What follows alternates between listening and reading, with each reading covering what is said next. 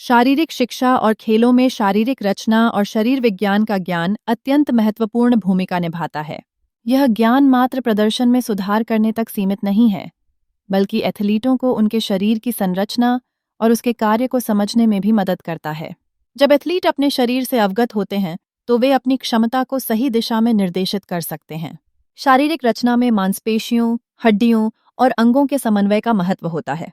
जब एथलीट अपनी शारीरिक रचना को समझते हैं, तो वे तकनीक में सुधार और प्रशिक्षण के दौरान चोटों से बचने की स्थितियों में रहते हैं।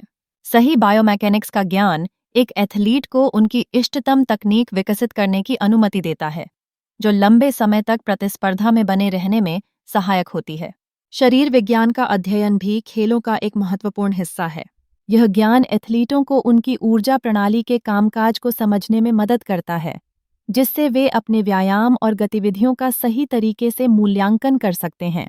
जैसे जैसे एथलीट अपने शरीर में हो रहे परिवर्तनों को समझते हैं, वे बेहतर प्रशिक्षण योजनाएं बना सकते हैं, जो उनके मेटाबॉलिज्म और सहन शक्ति को बेहतर बनाती हैं। प्रशिक्षण के दौरान शरीर की ऊर्जा प्रणाली में होने वाले परिवर्तनों का ज्ञान एथलीटों को यह तय करने में मदद करता है कि उन्हें कौन से पोषक तत्वों की आवश्यकता है।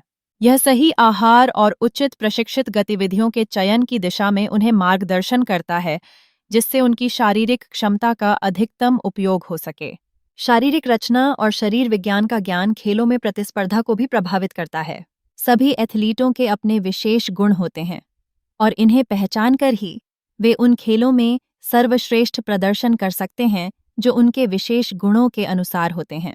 प्रशिक्षकों और कोचों के लिए भी यह ज्ञान एथलीटों के लिए सुरक्षित और प्रभावी प्रशिक्षण कार्यक्रम विकसित करने में सहायक होता है। इससे न केवल एथलीटों की क्षमता का विकास होता है, बल्कि उन्हें चोटों से भी बचाने में मदद मिलती है। इस प्रकार शारीरिक रचना और शरीर विज्ञान का अध्ययन शारीरिक शिक्षा और खेलों में आवश्यक है।